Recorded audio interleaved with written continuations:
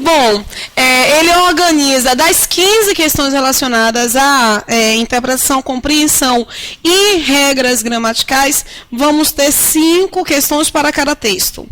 São 5 questões de assertiva, de certo a errado. Então, significa dizer que cada questão, pensando num parâmetro de ABC, em que você também tem que identificar se cada alternativa está correta, portanto é uma assertiva, dentro de uma alternativa de ABC. Você tem ali 5 alternativas, o que representa um quesito de uma prova ABC. Leva menos tempo do que numa prova ABC. A prova CESP é uma prova muito interessante de ser feita, muito mais.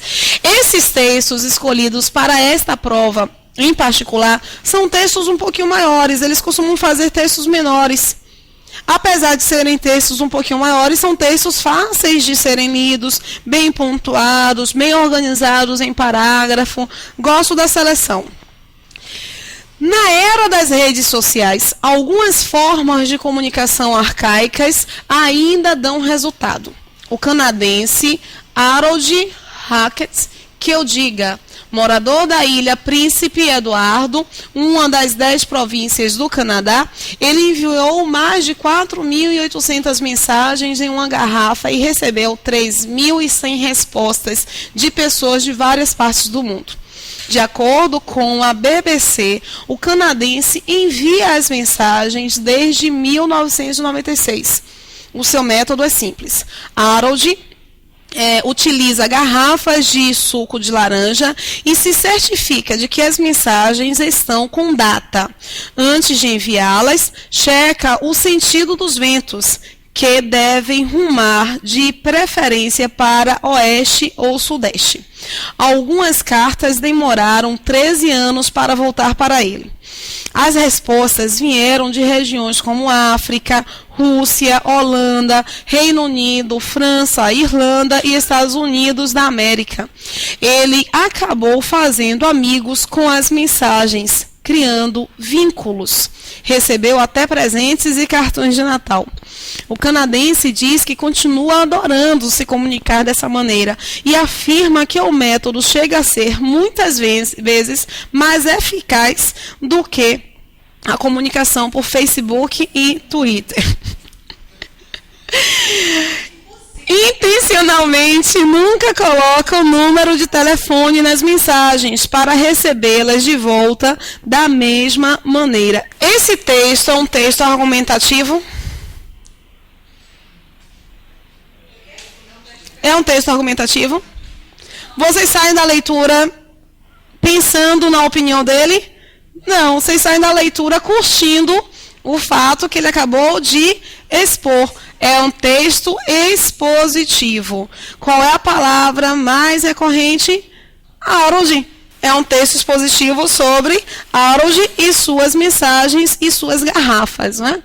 Depreende-se, primeira pergunta, sobre o texto. Depreende-se do texto que enviar mensagens por meio de garrafas pode ser mais eficaz do que as enviar pelas redes sociais, porque remete a tempos antigos, trazendo à tona sentimentos mais primitivos de pertencimento.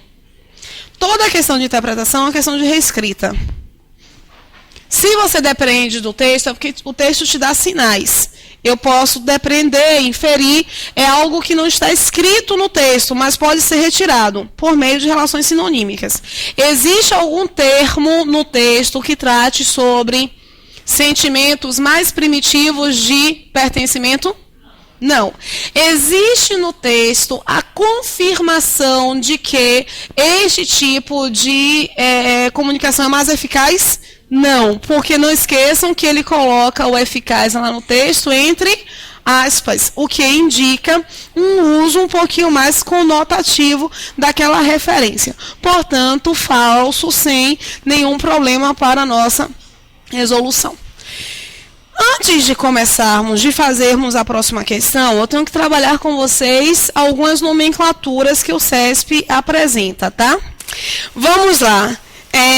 encontramos algumas nomenclaturas relacionadas a elementos de coesão textual. Essas nomenclaturas são muito recorrentes em prova CESP. Apesar de o CESP não cobrar essas nomenclaturas nessa prova com a qual estamos trabalhando, é interessante que nós já vejamos, tá? O que é coesão mesmo?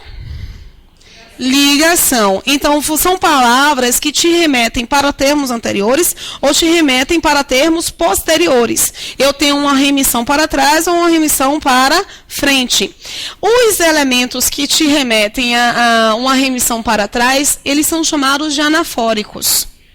E os elementos que te remetem a uma emissão para frente, eles são chamados de catafóricos. Olha um exemplo. Juca e Paulo amam esportes. Este joga basquete, aquele prefere surfar.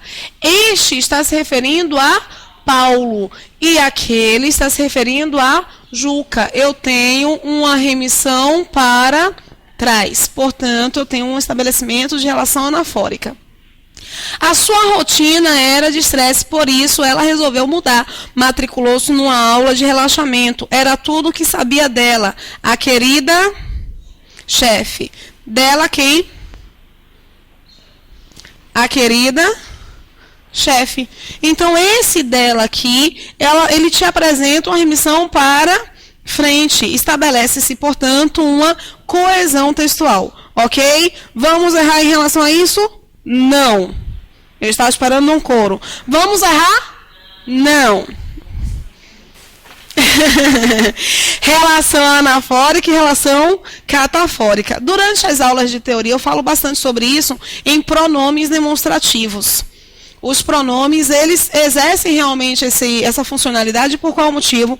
Pronome está para o nome, acompanhando ou substituindo. Essa substituição pode te dar uma referência de remissão para trás ou uma referência de remissão para frente.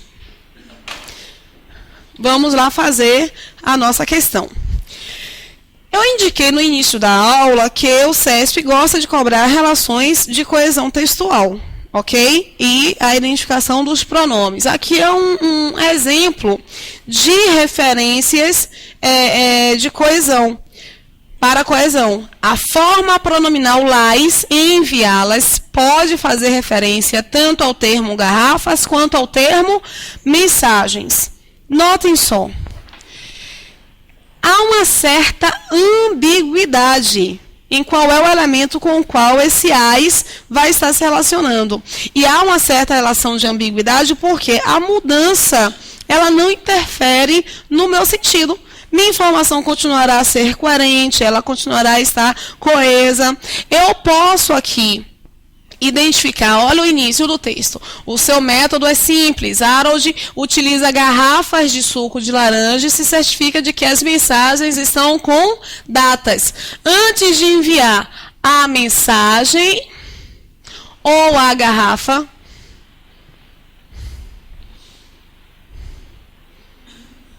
porque a mensagem está dentro da garrafa, então ele vai lançar os dois. Ele vai lançar a mensagem garrafa, portanto, esse las aqui, ele pode fazer referência sem comprometer o sentido do texto. Ele pode fazer referência tanto ao termo garrafa, quanto ao termo mensagem. E isso não compromete o meu texto. Nós temos que prestar muita atenção, porque às vezes o CESP, ele vai sugerir essa ambiguidade, mas uma ambiguidade às vezes que interfere na compreensão do texto, muda a coerência textual, beleza? Aqui muda? Não. E é por isso que pode fazer referência, porque não compromete o texto. Nós temos dois conteúdos muito cobrados. Lá no CESP eu indiquei no início da aula. Nós temos o conteúdo de tipologia textual e o conteúdo de gênero textual. Qual é o conteúdo, o que é gênero e o que é tipologia? Antes de trabalhar com esse mapa, vamos aqui identificar. Tipologia é um conteúdo relacionado à linguagem que você vai apresentar. E gênero é um conteúdo relacionado à estrutura que você vai apresentar. Rose, não entendi. Vamos lá. Linguagem. Se eu tenho uma linguagem narrativa, por exemplo, é porque eu encontro um gráfico da narração. O que é um gráfico da narração? Encontramos uma situação inicial. Pensemos em um filme que todo mundo tem assistido, Titanic. Como é que é essa situação inicial de Titanic? É o embarque. É a apresentação dos personagens, Rose com aquele chapéu. Aquela cena é linda, né? Que chapéu fantástico. Rose com aquele chapéu. Leonardo jogando pôquer. Eu tenho aqui, que não é Leonardo, é Jack. Jack jogando pôquer. Eu tenho aqui uma situação inicial. A história de Jack e Rose não é a história em si do Titanic. O Titanic ele serve como pano de fundo, tá? Para a história. A quebra da situação inicial para a história de Jack e Rose é justamente o momento em que eles se conhecem. Não é o momento em que eles se conhecem? Em que dois universos distintos se encontram. Há uma quebra porque você sai da constância. Você sai do linear e cria ali uma instabilidade. Depois de essa instabilidade ser criada, você identifica o que nós chamamos de conflito. Qual é o conflito exatamente no filme O Titanic? O conflito é um conflito social. Será que pessoas de mundos distintos, o pobre aqui e o rico, será que pessoas de mundos distintos, elas podem se encontrar? Elas podem desenvolver uma história de amor? Nós temos um clímax em todo o texto narrativo, nós temos que ter um clímax, que é o ponto máximo. O clímax da história de Rose e Jack, qual é? É o momento em que ele cede para ela a possibilidade de ficar em cima da porta. O momento em que ele morre. Não é o momento de clímax ali? É o momento que seu coração aperta, que você sente e diz, não, Jack, não morra. Mas o que acontece? Ele morre. E para que ele morre? Quando ele morre, você percebe que é possível ou que é impossível? Que é possível. Por que é possível? Porque ele muda a vida dela. Apesar de serem de campos sociais distintos, eles viveram uma história de amor tão forte que possibilitou que ela decidisse ser feliz. A morte dele foi em vão? Não, a morte dele é uma morte por amor, é uma morte mostrando que esta quebra de situação inicial indica um conflito que é superado. Eles venceram adversidades. Nós temos o clímax e depois desse momento de clímax, encontramos o que chamamos de desfecho. Esse gráfico aqui, a esse gráfico, nós damos o nome de enredo. Sem enredo eu tenho texto narrativo? Não. Eu posso ter até flashes de narração. Por exemplo, Fernando acordou hoje pela manhã, escovou seus dentes e foi trabalhar. No meio do caminho, ele atravessou o sinal que estava fechado, mas um carro invadiu e acabou atropelando Fernando, que morreu no local. Esse texto é um texto narrativo? Não tem enredo, mas ele tem algumas pitadinhas de narração, mas não tem enredo. Eu não posso dizer que o texto é predominantemente narrativo. Lá na prova, eles não podem identificar que um texto é exclusivamente narrativo, exclusivamente expositivo, exclusivamente injuntivo. Não podem. Eles vão ter que pedir para vocês ou um fragmento específico ou a nomenclatura predominantemente. Beleza? O que é gênero textual? O filme Jack e Rose, o filme Titanic, ele é um gênero. O filme ele tem um formato, não tem? Eu tenho aqui, o filme tem o mesmo formato da novela? Não. O filme tem o mesmo formato da fotografia? Tem o mesmo formato da fotografia? Rose, mas filme, novela, fotografia são textos? São. Porque tudo que você pode ler é texto. E uma fotografia é um texto não verbal. É aquele que não tem palavras, mas é um texto que vai poder ser lido sim. Você encontra um conto. Nós temos uma receita. Encontramos a monografia. Cada gênero é por causa de um determinado uso social. É a sociedade, é o convívio social que vai identificar a criação ou a morte de um gênero textual. Como assim morte de um gênero textual? Ainda existe telégrafo? Telegrama? Ainda existe telegrama. Mas ele está fadado ao fim? O que vai ser mais rápido, um telegrama ou um e-mail? O que é mais rápido? Mas não pode. Assim, a criar surgimento de um novo gênero textual é condicionado pela sociedade.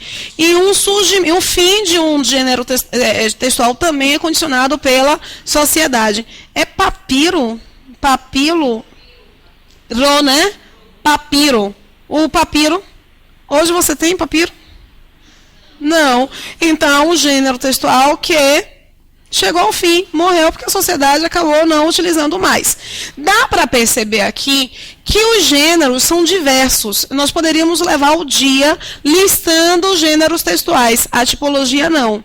A tipologia tem um número mais restrito, tá? O filme, ele utiliza uma linguagem narrativa. Então, o filme, ele é predominantemente narrativo. A fotografia, ela tem... Engraçado que se a fotografia estiver numa exposição fotográfica, existe uma intenção ali, não existe? É arte, e toda arte tem processo argumentativo. Mas, enfim, nós temos aqui as tipologias textuais e exemplos para os seus gêneros, tá? O texto narrativo, o conto.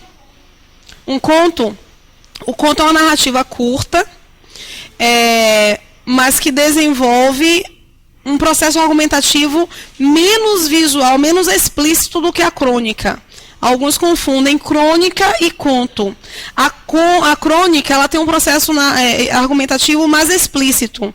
Você consegue perceber claramente o porquê de o autor estar escrevendo aquele texto. O conto não. O conto, você já pegar um exemplo de conto? O conto, ele pode ser crítico, mas ele encobre esse processo da crítica e realça o processo da narração. Mas é mesmo nesse caminho. A crônica, ela é mais explicitamente argumentativa.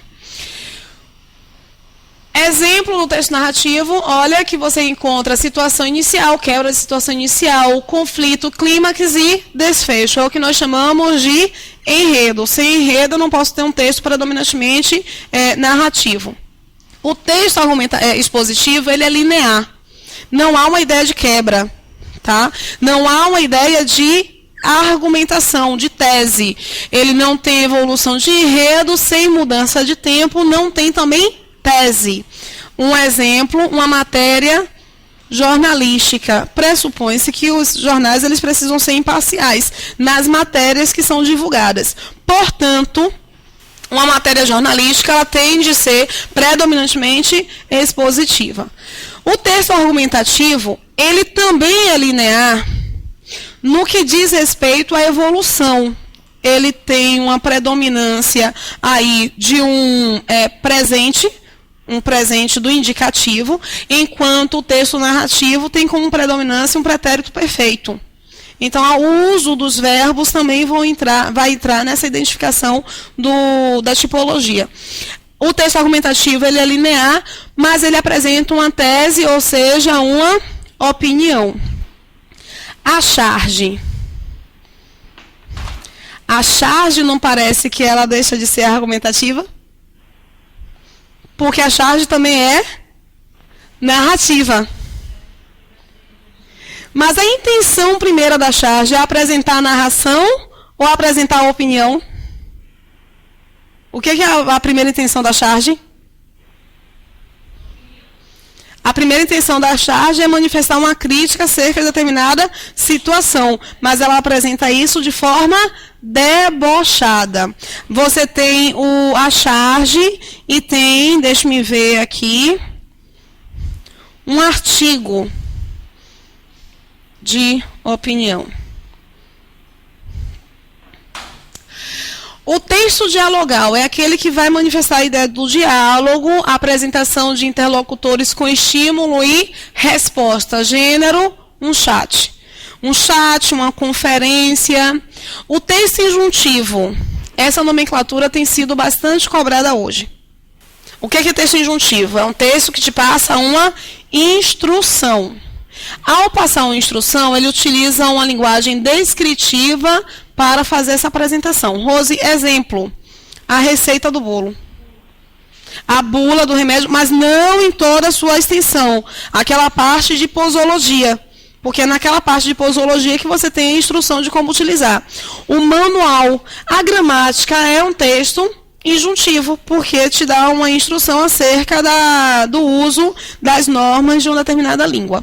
O texto dissertativo, alguns confundem com o expositivo. Nós temos, no entanto, um texto dissertativo que pode ser expositivo ou argumentativo. A charge é um texto dissertativo? Não, porque a característica da dissertação, do texto dissertativo, é uma linguagem mais objetiva, mais denotativa. A charge é denotativa? A charge é conotativa. O texto dissertativo tem uma linguagem objetiva, uma linguagem técnica, mas sem apresentação obrigatória de uma tese. Se você faz um texto dissertativo expositivo, tem tese? Tem tese? Um texto dissertativo expositivo tem tese? Não. Um texto dissertativo argumentativo tem tese? Tem, ok? Nossa questão. O texto apresenta características narrativas e dissertativas. Vamos voltar. Características é predominância? Não. Lembram do texto? Lembram do texto? Notem que em alguns momentos ele narra o processo. Ele aproveita a correnteza, você tem uma certa evolução. O texto, no entanto, ele não é predominantemente narrativo, mas ele tem características da narração. Assim como ele tem características da dissertação. Aqui na questão, portanto, olha o que é que nós encontramos. Na questão, o texto apresenta características narrativas e dissertativas. É a ideia da objetividade. O tom mais sério, mais objetivo, mais formal. O texto ele não tem um tom informal, mesmo porque é uma matéria jornalística que trata sobre essa situação de Harold. Ao descrever o procedimento que Harold desenvolve, ele está recorrendo a características narrativas. Ao apresentar o fato, ele recorre a características dissertativas. O CESP, às vezes, coloca textos que utilizam a primeira pessoa, mas é uma primeira pessoa mais informal. Nós aprendemos no cursinho que a dissertação não tem primeira pessoa. Mas o texto dissertativo é exatamente a dissertação? Não. É uma linguagem mais objetiva, mais denotativa, um pouquinho mais técnica. O que nós vemos aí no texto.